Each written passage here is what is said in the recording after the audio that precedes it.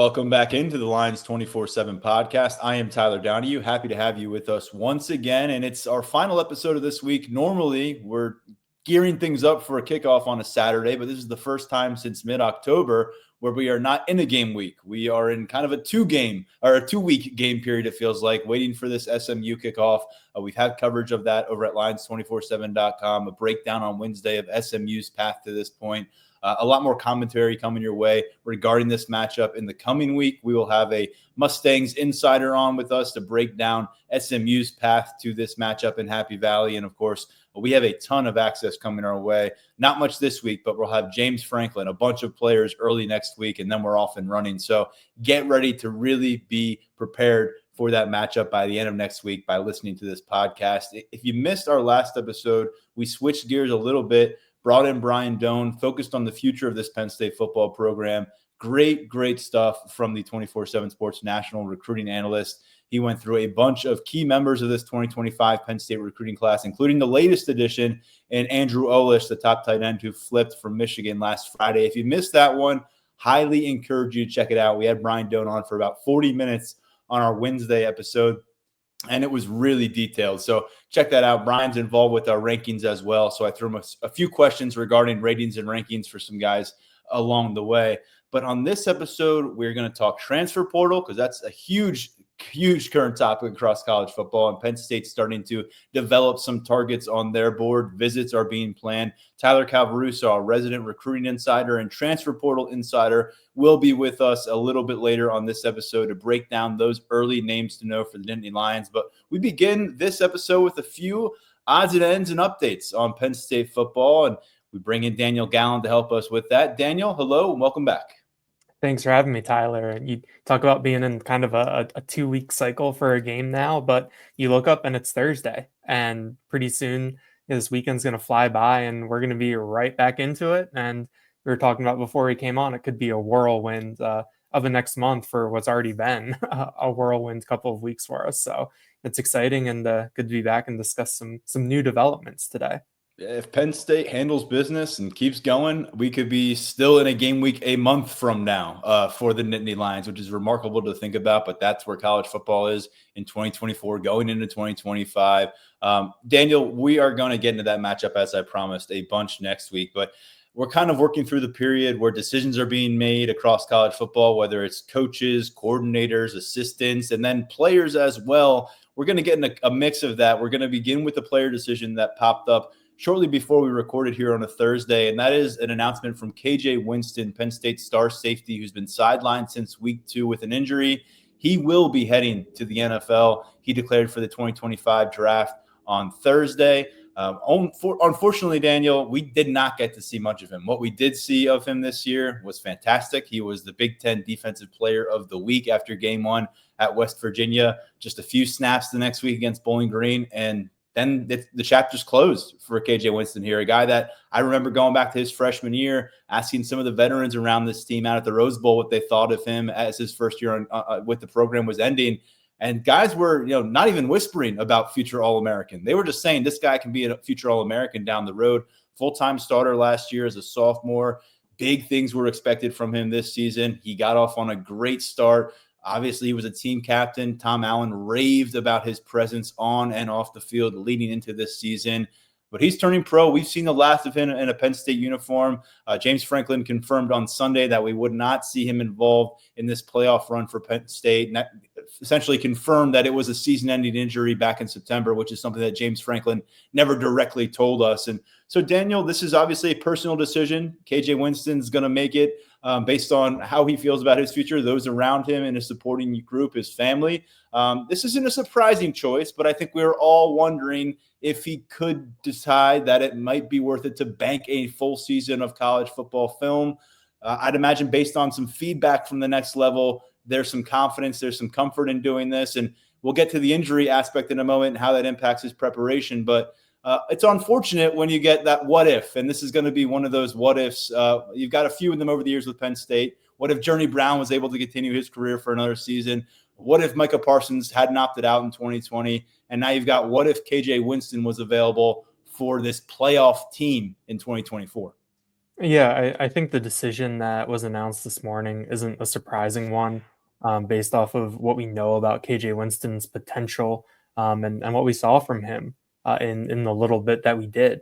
Over his career, 28 games, 15 starts, 90 tackles. Not the biggest sample size. He did play a lot as a sophomore last year, as he and Jalen Reed both really solidified themselves as that starting safety duo back there.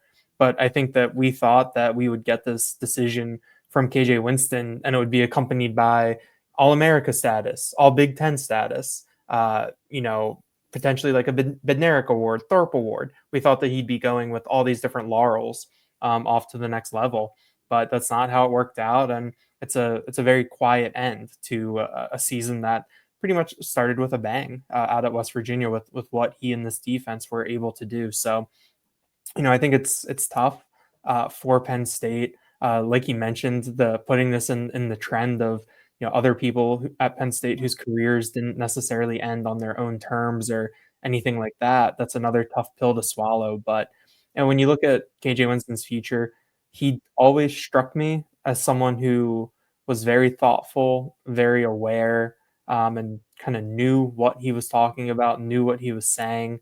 There's a good feature in Penn Live where Johnny McGonigal talked to KJ Winston's dad before the season, and it struck me as a family that was very engaged and knows what's going on, knows how this works. So I think in terms of KJ Winston's decision, I really understand it, and I would assume that it's being made with positive feedback in mind. But yeah, it would have been cool to see him come back next year. That room is going to look completely different. Players on the field, it could look very different next year. But in college, it's how it goes. You only have these guys for 4 years, 3 years, occasionally 6 or 7. But that's gonna come to an end a little bit, and so it can be very, very fleeting sometimes. And on the whole, most college athletes don't get a satisfying ending. It's just how it goes in terms of health or team result. And that's just how it ended up for KJ Winston. We have seen Winston around the program at different points this season, on the practice field, in Beaver Stadium for game day. We'll keep an eye out for him on the sideline when they take the field against SMU. With Winston, again, we were told long-term injury. Now we have clarity on that publicly. From all people, from Adam Schefter provides that information. He reported it was a partially torn ACL during a week 2 practice. The ESPN NFL Insider put that out there on Thursday after Winston's draft declaration. And so we had heard it may have been something that he tried to play with briefly, and we saw it didn't last long against Bowling Green.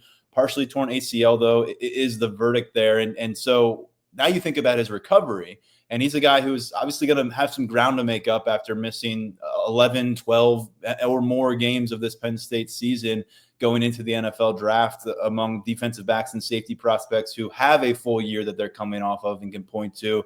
And so that naturally leads you to believe that the NFL Combine and Penn State's Pro Day coming up later or early on in 2025 during the draft process are going to be very pivotal points. But regarding that timeline from injury, there is kind of I guess we're going to have to wait and see what KJ Winston can do, is able to do, has been cleared to do out in Indianapolis when the Combine does come. Yeah, the Adam Schefter ESPN report had March 1st as the target date for KJ Winston to be cleared. I believe that was the language that was used on it, which interestingly, that is during the NFL Combine. And the 2025 NFL Combine schedule is already set, and defensive back drills, which KJ Winston would be participating in, are scheduled for February 28th, the day before. So, I think that it'll get to the point where I know that people use the term business decision sometimes, but this will be a literal business decision, it sounds like, for the Combine, for Pro Day, what you do. I mean, Winston is an interesting case when you think about the smaller sample size, like I laid out, 28 games, I think, over 3 seasons. And so, has he shown enough? And the only one of those seasons he really put a lot of film was last year. So there's really 14 games of real film last year and the season opener. You have to make a decision if you're an NFL team, but I think that there's a lot of things that are going in KJ Winston's favor. When you talk about he is a high upside player, that was what we heard from inside the program, all offseason, that the arrow was pointing up for him. He was ascending. He's young. He's coming out after 3 years. There is a difference between being a 3-year player and a 4-year player in terms of your trajectory, because you are still a little bit more of potential. I know it might not seem like much, but it is when it comes to age, because there are franchises out there that want younger players because you theoretically could get them for a little bit longer, things like that, or have them for more of their development. I do think that KJ Winston, there's a lot of things about him that are attractive, and like we always say with the NFL, it just takes one team. One team in the second round can be, this is our guy, let's go. I mean, you look at some of the draft picks where Penn State players have gone these past couple of years.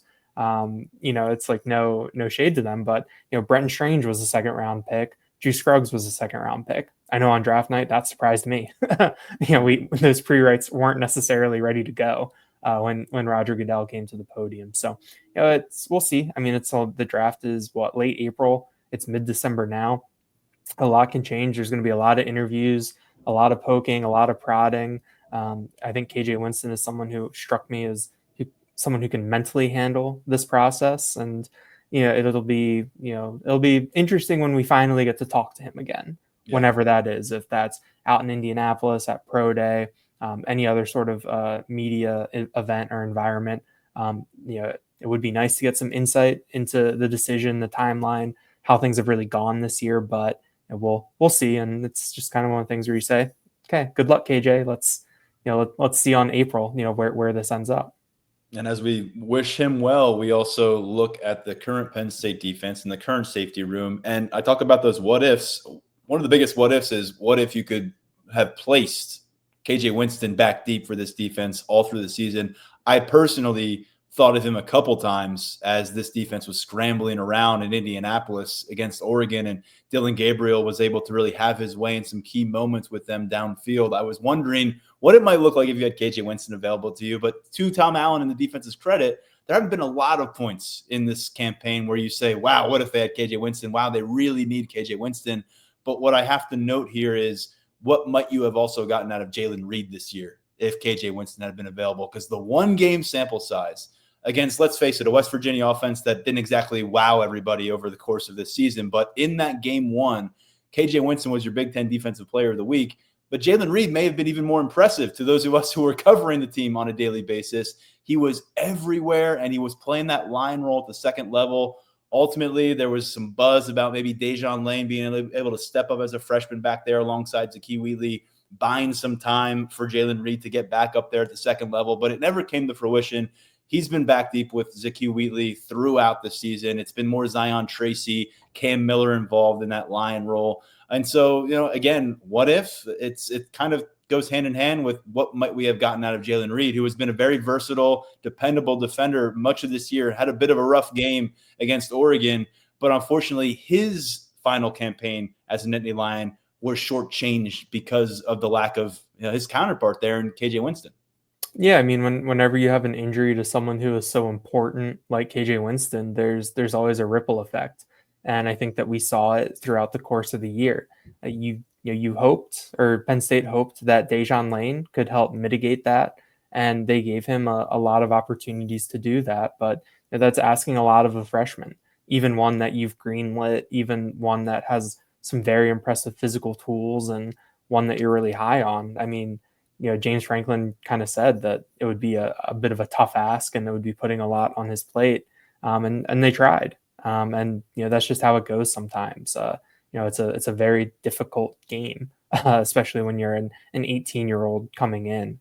So it is tough when you think about the effect that it had on other players, especially when you talk about Jalen Reed and the type of expectations that he had coming into the season for himself, what he thought he was capable of doing.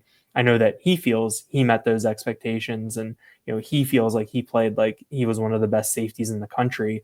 But based on that one game sample size against West Virginia, if you extrapolate that out over the the course of a whole season for Jalen Reed, the picture right now could look a lot different. But it's the what ifs right now. It is what it is. That's football, right? I mean, every Yep. football season you can say, what if this guy was – I mean, people get hurt. Defenses have to change. Offenses have to adjust. An offensive lineman goes down here. A wide receiver gets nicked up. Things change. But when it's a guy like KJ Winston and Yep. you've been saying maybe he is that first round defensive back to come out of Penn State, and that kind of expectation falls flat on its face by mid-September because of an injury, no fault of Winston's own, then yeah, it's just one of those things that comes with this sport. It's a beautiful game, but it's a very mean-spirited game at times. Definitely. Like, it's a game where you're going to be hurt more often than you're not, it feels like. And, Penn State, I think this year has done a pretty decent job of weathering these injuries. I think that it's a testament to James Franklin and to the depth. And I know that you like to say that it's next man up. No one is indispensable, but there's always a limit to that at some point. And when it is someone like your top safety, someone who allows you to unlock a lot of different things in a defense, that's just really, really hard to overcome. And we saw Penn State, for the most part, did overcome it this season. But like you said, like the what ifs is, could this have been what puts you over the edge? And it's not even just saying that like, oh, if they had one player, it would put them over the edge. It's they had one player, which would then allow them to do X, Y, Z, and would then change X, Y, Z. Then maybe things would be different. But, at the same time, you got a lot of valuable experience for, Dejon Lane. I'm sure he'll learn from this. You saw someone like AJ Harris, Zion Tracy, Cam Miller get used in different roles within the defense. And this is an experience that can help them moving forward too. So, you can be maybe a little bit hard to find the silver linings of the KJ Winston era at Penn State, but there's a couple in there. Winston is gone in 2025. Jalen Reed is gone in 2025. He's out of eligibility. Zakee Wheatley's a redshirt junior, so he's got a decision to make himself after settling in as a starter and playing at a pretty high level much of this season. Dejon Lane will be a sophomore next year. He's the only defensive player on Penn State's roster who actually burned their red shirt. You had another freshman move from cornerback to safety over the course of this season, and Antoine Belgrave-Shorter, he'll be a redshirt freshman next year. Babu Torre is a redshirt freshman next year. Guys like Colin Dinkins, Lamont Payne, also relatively inexperienced, younger components, although not just freshmen like some of those others. And Tyrese Mills, worth mentioning as well. He's been involved at times. He has a potential year of COVID eligibility on the table, but there's no surprise that this is maybe an area where they could look toward in the transfer portal. I know they like some of the defensive back talent they brought in with this class as well, but safety's a bit of a question mark as we forecasted out, but these current group still has some work to do in the college football playoff. In terms of looking who's going to be around campus in 2025, the odds went up that Andy Kotelnicki will be among them. Kotelnicki was widely reported to be among the primary contenders and candidates for that West Virginia head coaching job as they open things up with that position in December. And it's going to Rich Rodriguez at the end of the day. That was confirmed today, and he's heading back to Morgantown after a really strong run back in the day in the Big East. He's made a really kind of an odyssey around college football, and now he's heading back. But it isn't Andy Kotelnicki. And there was a moment earlier this week, Daniel, I believe it was Monday, we woke up and it felt like Monday could have come to a close and Andy Kotelnicki might be on the move. And yet by the end of that day, we were getting some feedback from down in Morgantown, from here in State College, that it was sounding more and more like Kotelnicki was going to be out on the conversation regarding West Virginia, their head coach, and shifting focus back to Penn State in the playoffs. There's been some speculation. I don't know if it's any kind of tangible reporting that Andy Kotelnicki was basically told, hey, we want you and we want you now. And he said, I appreciate it, but I need to coach Penn State in the playoffs. And that was a sticking point and what have you. It's hard to know if we'll ever know the real story of these coaching negotiations and the kind of conversations that happen between a program like West Virginia and a coordinator like Andy Kotelnicki. But reading between the lines here and looking at Andy Kotelnicki and his wife, both putting out tweets citing the Wolf of Wall Street famous "I'm not leaving" speech given by Leonardo DiCaprio, leads you to believe that Andy Kotelnicki is pretty fired up to be with the Nittany Lions right now, coaching in the college football playoff. But let's not kid ourselves. And for the fans out there, more success means more crowds around Kotelnicki. And we said last year when we were doing some intel snooping about his potential candidacy, we're here with Penn State. The Penn State OC job was not the only enticing option on the table or potentially on the table. He was getting some head coach looks last year from different levels of the college football ladder. And you come to Penn State, you have the improvements, you put up 37 points against Oregon, the most points they've given up in a couple seasons. Yeah, you're going to be probably a hot commodity. And oh, by the way, he's got a pretty fun personality that I think a lot of people can see resonating within their campus, within their football facilities. Definitely. With Andy Kotelnicki, it's definitely a question of when, not if, he becomes a Power 4 head coach, in my view. And I think being at a place like Penn State and getting to work under James Franklin, who has placed a number of his assistants in head coaching jobs, whether that's in the Power 4 now or in the Group of 5, he's going to be a hot commodity. It's just a question of what he feels is the right job for him and when that comes open. I mean, I don't think James Franklin has any illusions of being here in 2028 and still having Andy Kotelnicki as his offensive coordinator. I think that he knows how this works just as well as anybody. So we'll see. I mean, I think that it's a good get for Penn State to have Andy Kotelnicki back for a second year. Like we said, with any caveat, things can change over the next couple of months. That's just how college football is. We don't know how a potential college football playoff run can affect things or anything like that. We saw Andy Kotelnicki's old boss, Lance Leipold, just kind of up and leave Buffalo for Kansas. And I think that was like a May coaching change, something along those lines a couple of years ago. But as of right now, Andy Kotelnicki is your offensive coordinator in 2025, having, who knows who will be back yet, but we know that Penn State has been able to mass some skill talent on the offensive side of the ball. It'll be your second year in the system.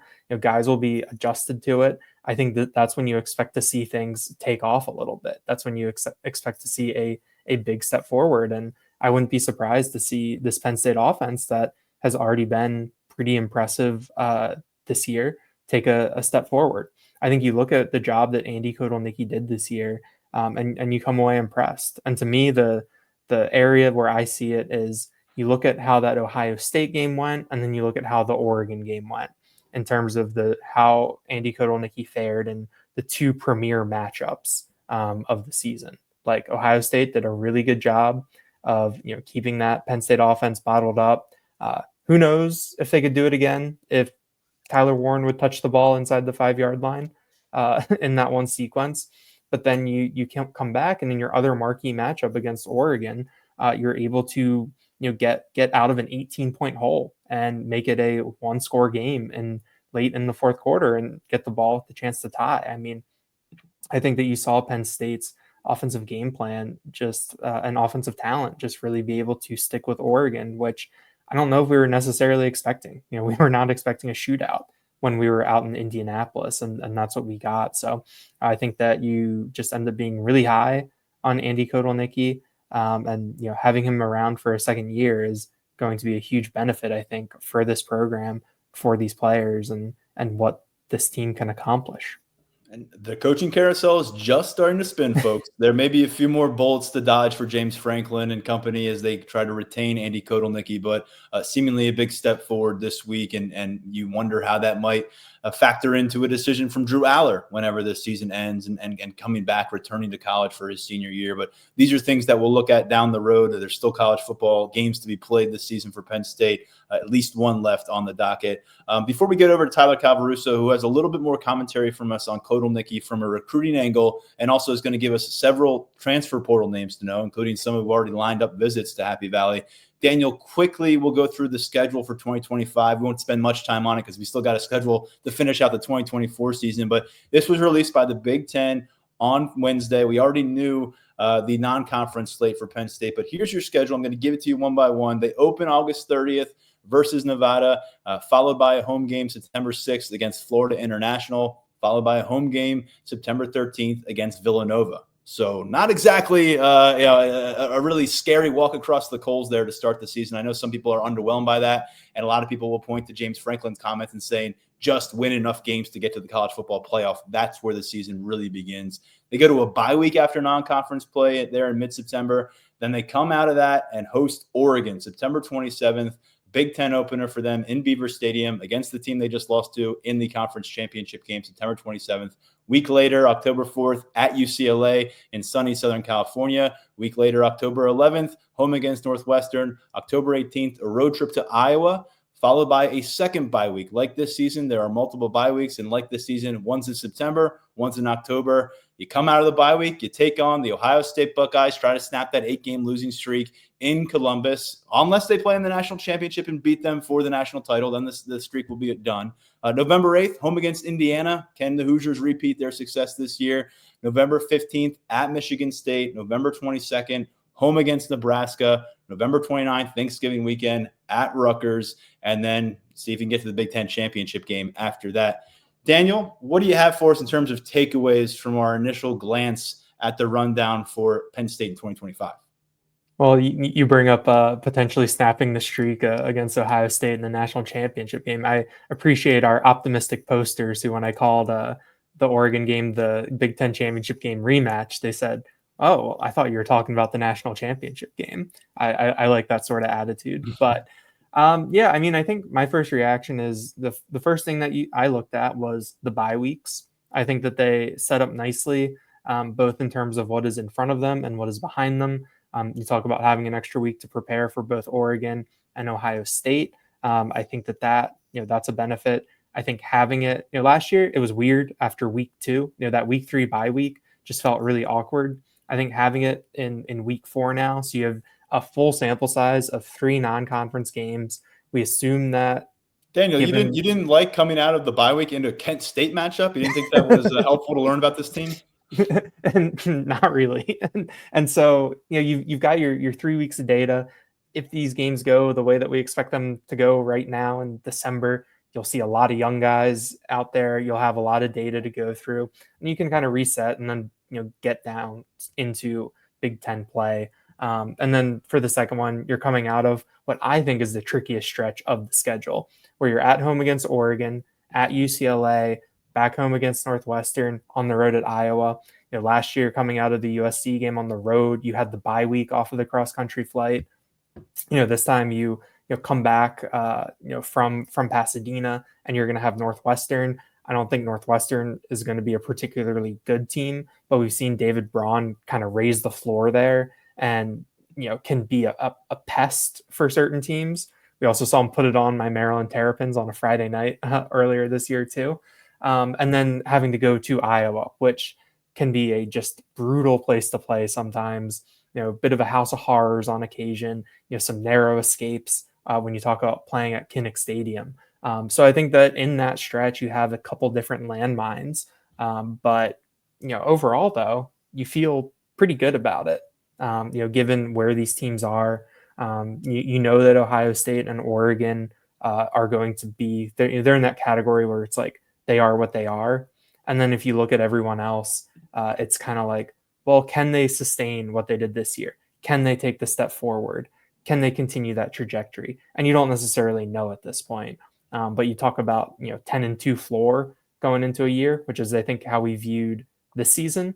I think that's something you can apply again to this season, and 11-1 wouldn't be too far-fetched either. Where we sit right now, December 12th, talking about a schedule that begins August 30th.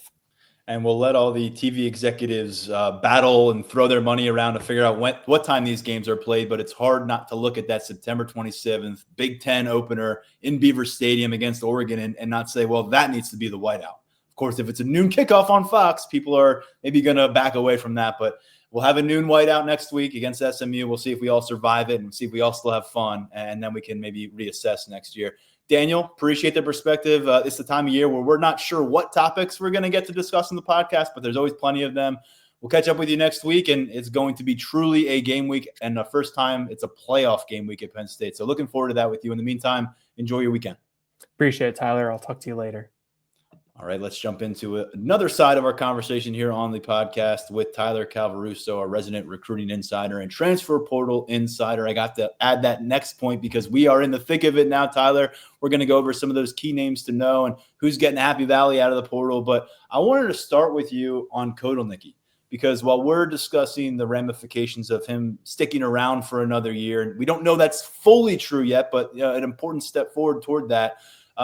We're talking about it on the field and what it's going to mean for this current team and offensive development. But when you're discussing the recruits out there, and you've talked to a bunch of them since Kotelnicki, basically confirmed he was not going to be West Virginia head coach earlier in the week, tell us what that reaction was like. You spoke to commits from the 2026 class. You spoke to signees from the 2025 class. You spoke to targets that are still out there and yet to make their decision. What was the overall sense of the reaction about Kotelnicki, West Virginia, Penn State? It was overwhelmingly positive, no doubt about it. Andy Kotelnicki has put together an offense that is not just averaging more than 30 points a game. It's a system that is appealing and attractive to recruits. It's not a boring brand of football by any stretch. It's one that excites a lot of the kids who have either visited Penn State or have Penn State on their radar, or, as you mentioned, the kids who have already signed with Penn State. So I got the chance to catch up with a couple of the 2025 offensive line signees, Owen Alcine, Mike Traubman. Both of them were very, very excited that Kotelnicki, they're going to get the chance to work together in 25. And a bunch of 26 targets and commits. Messiah Mickens, top 24 running back commit out of Harrisburg, he took to social media right after Kotelnicki's announcement and was very excited, very thrilled that Kotelnicki is going to be at Penn State next year. When I talked to Messiah after Harrisburg beat Manheim Township in the playoffs earlier this fall, he just told me that he loves Andy Kotelnicki. He loves the direction of the Penn State offense. Those two have a good relationship. So it's been overwhelmingly positive, which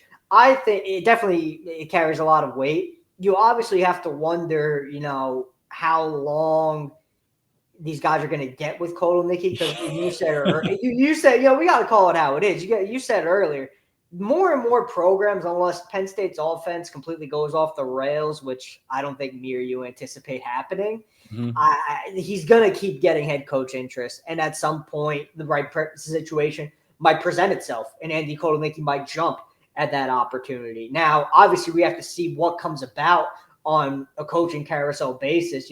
Just because West Virginia wasn't the right fit this year doesn't mean other intriguing opportunities are not going to pop up down the line. So we'll see how much time these guys actually wind up getting with Kotelnicki when their time in college does come, if they choose to play for Penn State. But so far, so good on the reaction front. There's a lot of excitement that he's going to be back. A lot of these kids want to continue to see that Penn State offense with Kotelnicki at the helm in action.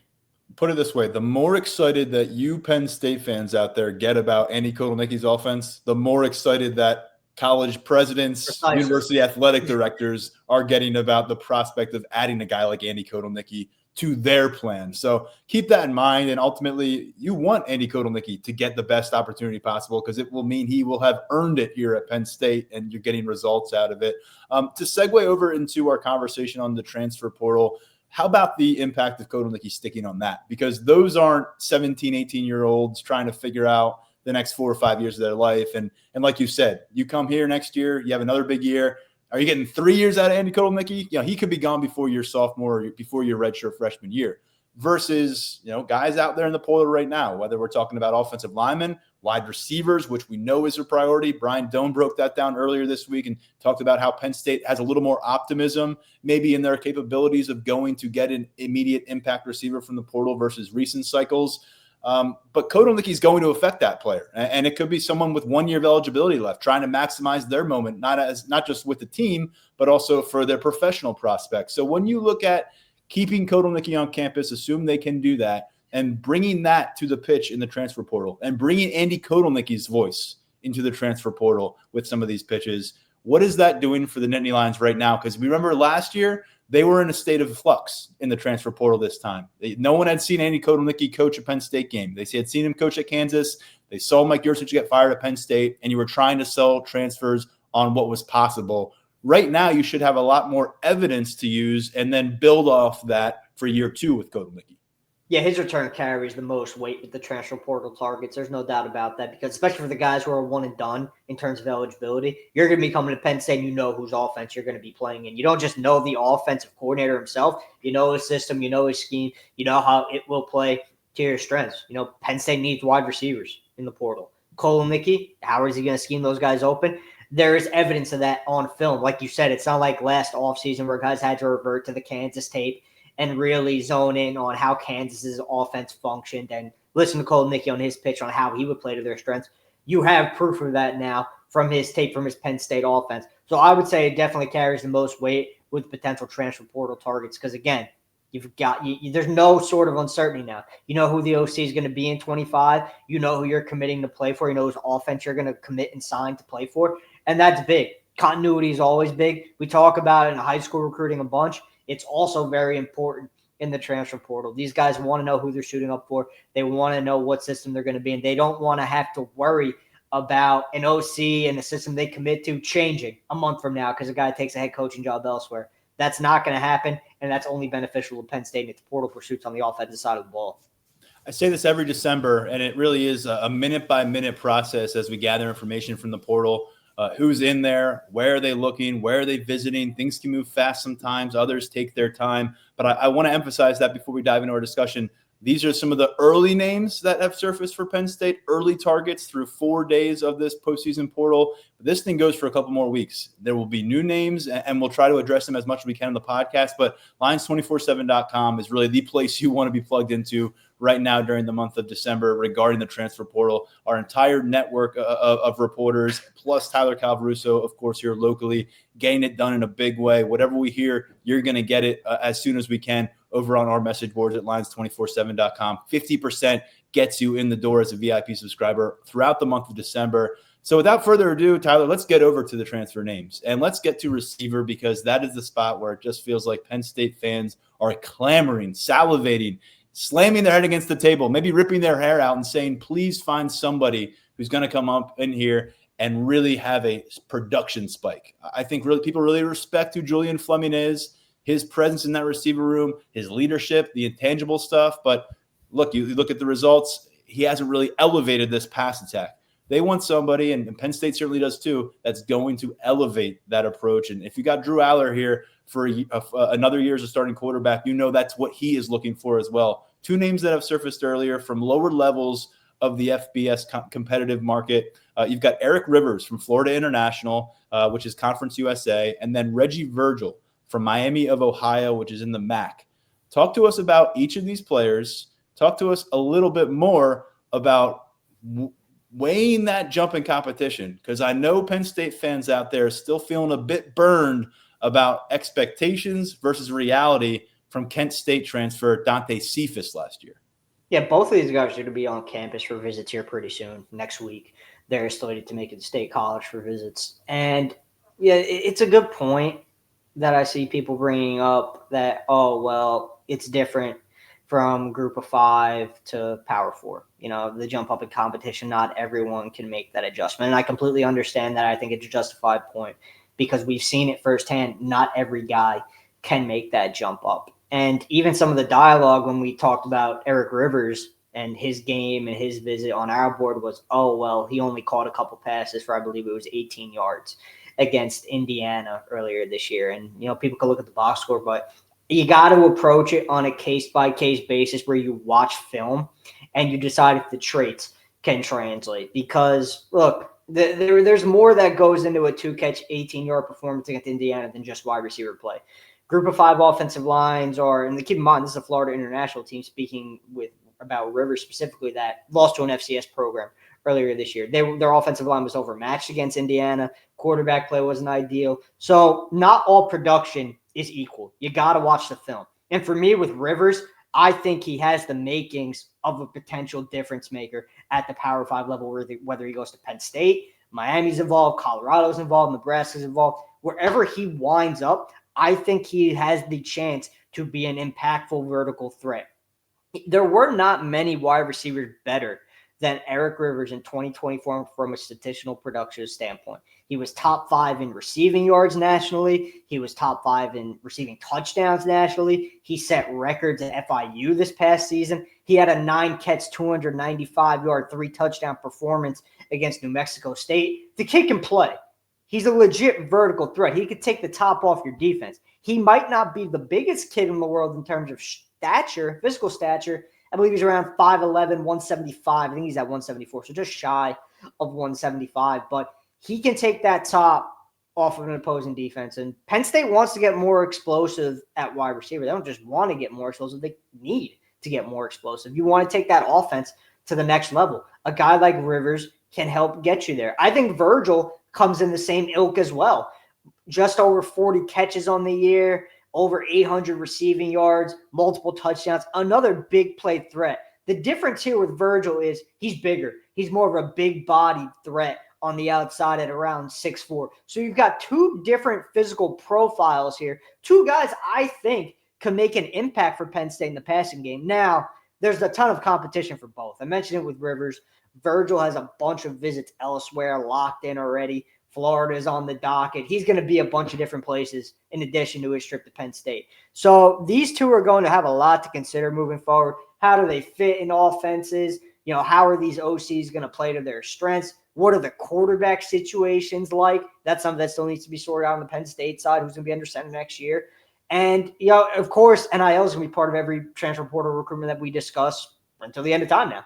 So you got to bring it up with these two as well. But Penn State bringing these two guys in. James Franklin said from the jump on Sunday when you guys talked to him, he wanted to be aggressive in the portal at positions of need. Wide receiver, undoubtedly a position of need. Penn State has moved swiftly to get these visits locked in. They're going to get their crack at these two next week. Positive impression, I think you could add maybe a game breaker or two. We'll see. And it's interesting because you get on the phone with these guys or their representatives, and I know Penn State's always curious what comes up in conversation first. Is it what's my role in the program? How is my role on the field going to work? Or is the first thing that comes up, what's your number? What can you pay me? And then we'll work off that, because that's a much more difficult conversation to navigate, I think, for the Nittany Lions. Now, they are in a much better place from an NIL perspective, but I know this program, based on all the feedback we've gotten, conversations over the years, they're just wary of alienating the current roster by ponying up too much for someone who hasn't proven it on this campus, and try to figure out how to marry that with the current reality. Look, Ohio State went and plucked the safety out of Alabama and Downs, who may have been the difference in that matchup this year. The way he covered Tyler Warren and helped bracket Tyler Warren over the course of that matchup kind of turned the tide and prevented Penn State from scoring a touchdown. What's the dollar price on that?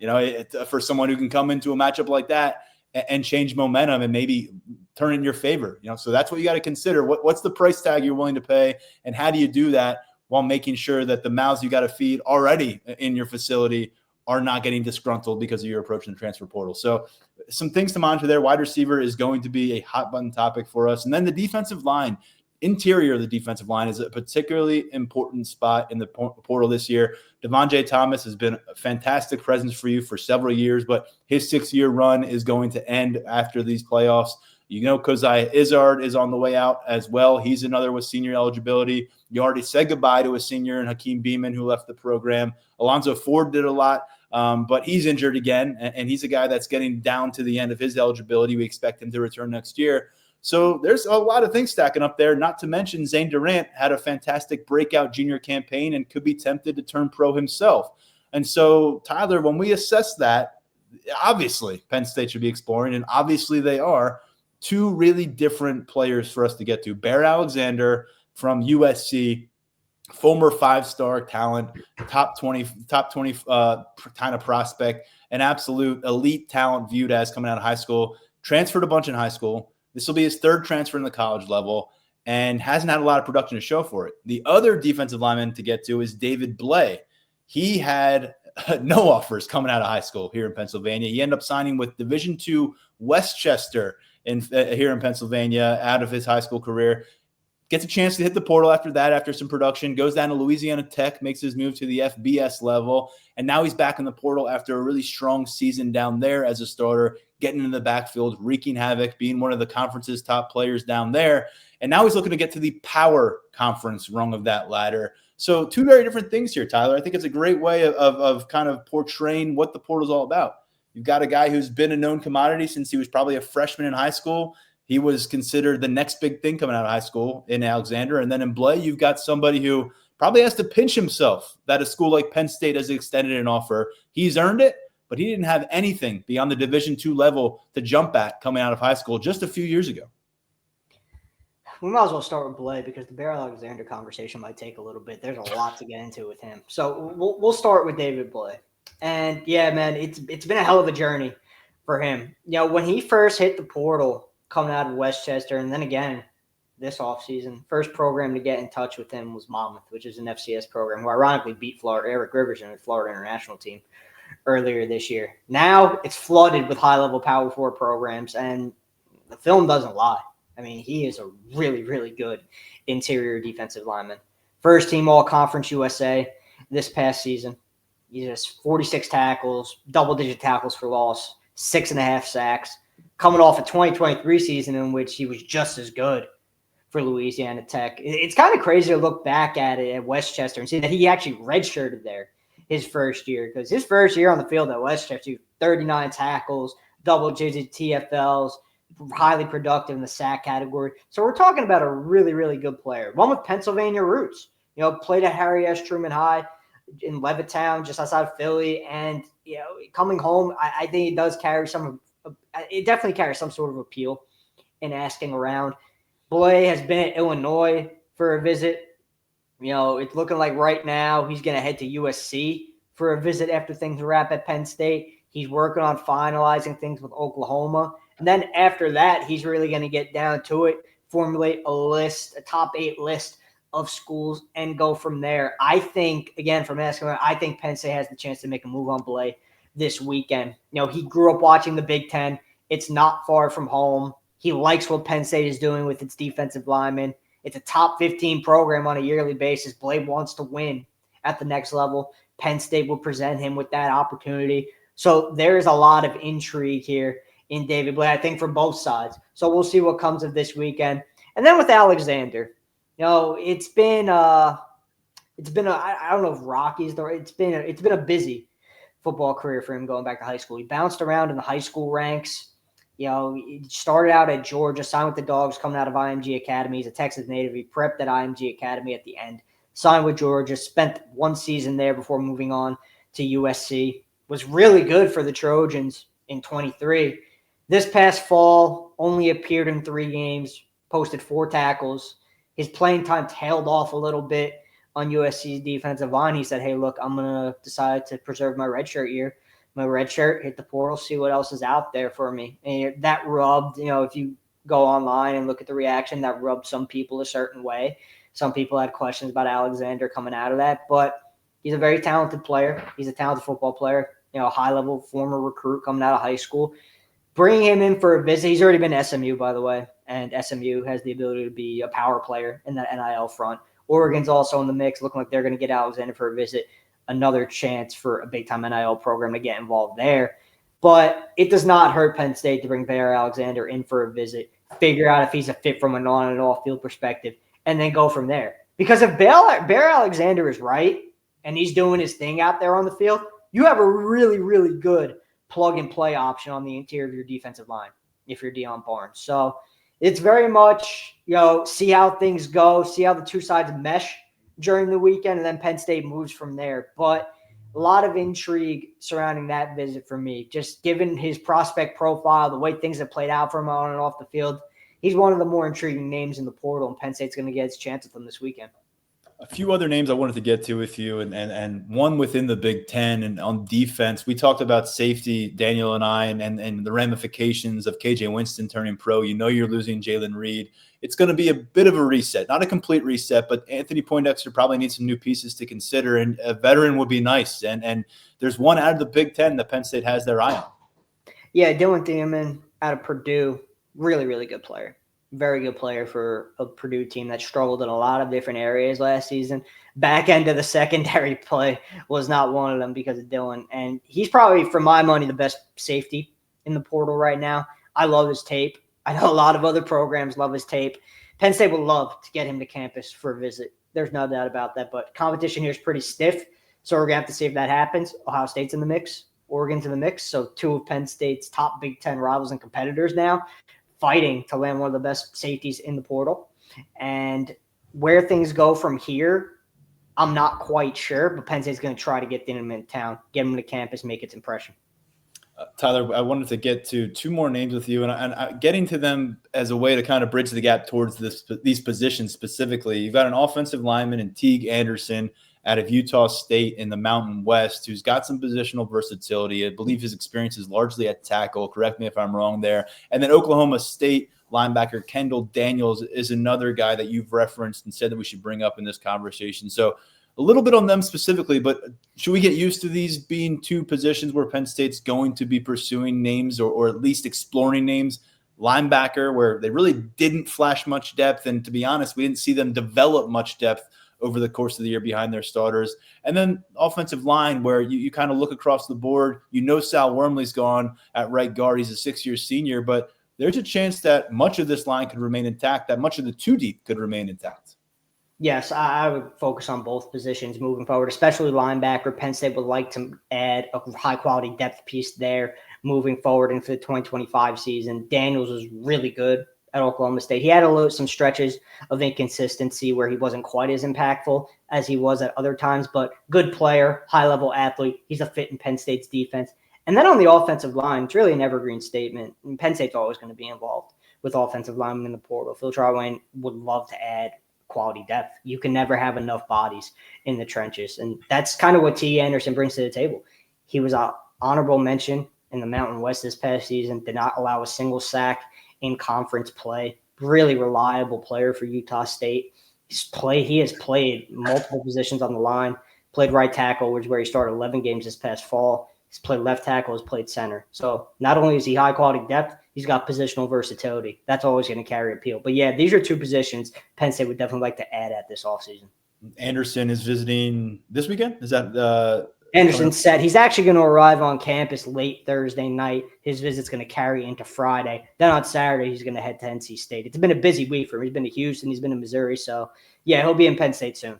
You get in that portal, and you got to be prepared to jump onto the moving sidewalk because it goes fast for these guys. And Happy Valley is not an easy place to reach, but you're going to see a lot of transfers coming through here starting just in the next 2 days. We'll be tracking it at Lions247.com. Follow our coverage. 50% off, again, gets you in the door right now through the month of December. Tyler, I think that's enough for now. But as I said, the portal will keep giving us plenty to talk about. We'll get you on again soon. And between now and then, your coverage can be found at Lions247.com. Thanks, man. Appreciate it. A lot more to come.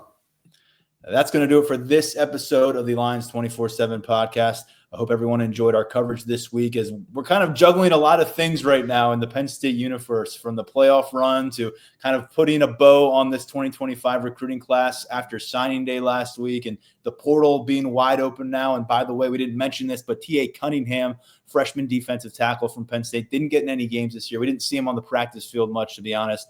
He has entered the transfer portal. He's a guy that had a bit of a transfer track record during his high school career as well. So him and veteran backup tight end Jerry Cross are the two names to go into the portal as of Thursday afternoon here from Happy Valley, and we'll keep tabs on that. Obviously, Penn State in the midst of a playoff run. Not a lot of guys are looking toward the exit door right now. For now, I'm Tyler Donahue on behalf of Tyler Calvaruso and Daniel Gallen. Thanks, as always, for listening or watching the Lions 24/7 podcast.